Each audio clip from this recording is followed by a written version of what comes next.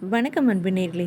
மீண்டும் Krishna FM channel வழியாக உங்கள் அனைவரையும் சந்திப்பதில் எனக்கு பெரும் மகிழ்வும் ஆனந்தும். இன்று ரொம்ப அற்புதமான தர்ம சிந்தனை கொண்ட மனிதரை பற்றி தான் பேச போகிறோம். ஆம், ஒருவர் செய்த சமூக சேவைக்காக அவர் இறந்த பிறகு அவருக்கு பத்மஸ்ரீ விருது கொடுக்கப்பட்டு இருக்கு. காரணம் அப்படின்னு கேட்டிங்கன்னா வேற ஒன்றும் கிடையாது. இருக்கும்போது கொடுத்திருந்தா அவர் ஏற்றிருக்க மாட்டார் அப்படிங்கிறது தான். சரி, பெருமிதத்திற்குரிய இந்த அறிமுகத்துக்கு சொந்தக்காரர் யார் அப்படின்னு தானே கேட்குறீங்க.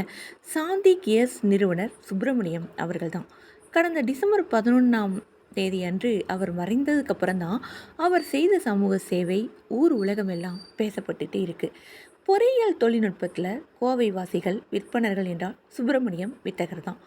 பிஎஸ்டி தொழில்நுட்ப கல்லூரியில் பகுதி நேர விரிவுரையாளராக பணியாற்றி கொண்டே சிறிய அளவில் லேத் அமைத்து படிப்படியாக முன்னேறி சாந்தி கியர்ஸ் என்ற கியர் நிறுவனத்தை உருவாக்கி உலகின் முதல் தரமான கியர் நிறுவனமாக உச்சம் தொட வைத்தவர். கோவையின் கியர்மென் என்று தொழிலாளர்களால் கொண்டாடப்பட்டவர். பல கோடி ரூபாய் சம்பாதித்து கொண்டிருந்த நிலைமையிலும் தனக்கு கிடைத்த செல்வத்தை பகிர்ந்து வாழ நினைத்து சமூக சேவையில் தன்னை ஈடுபடுத்தி கொண்டவர் சுப்பிரமணியம். சாந்தி கேஸ் பங்கில் பெட்ரோல் டீசல் போட்டிங்க அப்படின்னா வண்டிக்கு எந்த பிரச்சனையும் வராது, ஒரு துளி அளவு குறையாது அப்படிங்கிறது தான் கோவை மக்களின் நம்பிக்கை மட்டும் கிடையாது, என்றும் மாறாத உண்மையும் கூட. 10 ரூபாய் இருந்தது அப்படின்னா காலையில் பசி அறிவிடலாம். 1 ரூபாய் தான் ஒரு இட்லி. மதியம் வயிற்றையும் மனதையும் நிறைக்கும் சாப்பாடு வெறும் 18 ரூபாய் தான். ஜிஎஸ்டி நடைமுறைக்கு வந்தபோது கூட எல்லோரும் விலையை ஏற்றிய போதும் கூட அந்த வரியையும் தன் பங்கில் ஏற்று சாப்பாட்டின் விலையை குறைத்தவர் அவர். வாங்கி சாப்பிடும் வசதியே இல்லாதவர்கள் பல 100 பேருக்கும் தினமும் 2 வேளை அன்னமிட்ட அண்ணல்.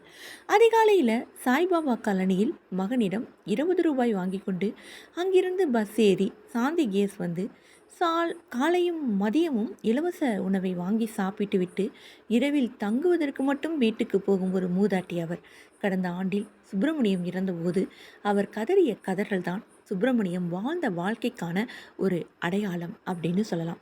மருந்துகளுக்கு 20% சலுகை, 1/3 கட்டணத்தில் ஸ்கேன், குழந்தைகளுக்கான விளையாட்டு பூங்கா அப்படின்னு வெளியுலகிற்கு தெரிந்து அவர் செய்த சேவைகளை விட பறவைகளுக்கான பழத்தோட்டம், கிராமங்களுக்கு தரமான தாற்சாலை அப்படின்னு யாரும் அறியாத சேவைகளின் பட்டியல் வெகு நீளமாக நீண்டுக்கிட்டே போகுதுங்க.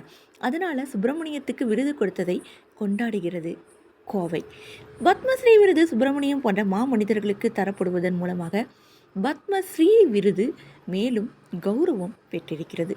இப்போதும் கூட இந்த விருதை அவரது குடும்பத்தினர் வாங்கியிருந்தாலும் அதை பற்றி பெருமையாக ஒரு வார்த்தை கூட சொல்லவே தயாராக இல்லைங்க.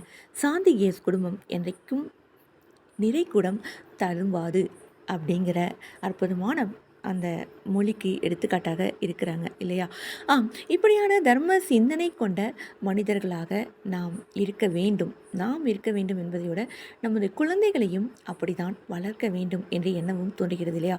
ஏனென்றால் இன்றைய காலகட்டத்தில் எத்தனை பேர் நமது குடும்பத்தில் இருக்க பிள்ளைகளுக்கு தர்ம சிந்தனையை ஊட்டி வளர்க்குறோம் அப்படின்னு கேட்டால் நிச்சயமாக இல்லை அப்படின்னு தான் சொல்லணும். ஏன்னா அவங்களுடைய கல்விக்கு கொடுக்குற ஒரு முக்கியத்துவம் அவர்கள் வாழ்க்கையில் பெரிதாக சாதித்து பல பல வகையிலும் சம்பாதிக்க வேண்டும் அப்படிங்கிற ஒரு அற்புதமான ஒரு விஷயத்தை குடும்பம் ஏற்படுத்தி கொடுத்தாலும் அதில் ஒரு பகுதியை நீ ஏதாவது கஷ்டப்படுபவர்களுக்கு துன்பப்படுபவர்களுக்கு மௌனமாக உதவி செய் அப்படிங்கிறத எத்தனை பேர் எத்தனை குடும்பத்தில் சொல்லி வளர்க்குறோம் அப்படிங்கிறது ஒரு கேள்விக்குறியான ஒரு விஷயம். இப்படியான மனிதர்களை நாம் எப்பொழுதுமே போற்றிக்கொண்டே தான் இருக்க வேண்டும்.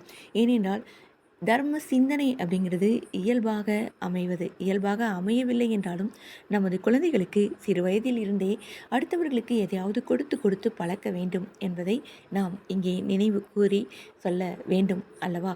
அன்புடையர்களே, இப்படியான ஒரு அற்புதமான விஷயத்தோடு மீண்டும் நான் இணைகிறேன். அதுவரை உங்களிடமிருந்து விடைபெறுவது நான் உங்கள் அன்பரை பல சகோதரி இளைவேணி கிருஷ்ணா. வணக்கம் அன்பு நேய சொந்தங்களே. நன்றி நேர்களே.